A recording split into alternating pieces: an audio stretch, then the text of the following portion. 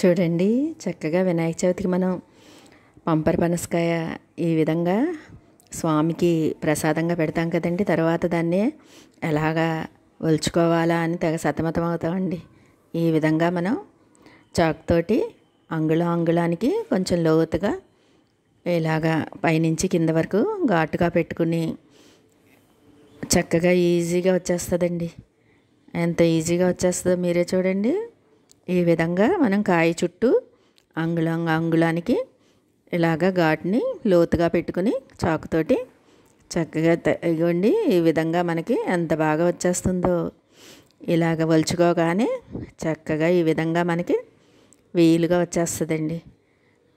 ఎప్పుడైనా సరే ఇలాగా పంపర పనసకాయని ఎలా కట్ చేసుకోవాలా అనుకుంటాం కదండి. ఇలా చేసుకుంటే ఈజీగా వచ్చేసి మనకి కాయ బయటికి చక్కగా వస్తుందండి. మీరు కూడా ఈ విధంగా ట్రై చేసి చూడండి. ఈ సులువుగా మనం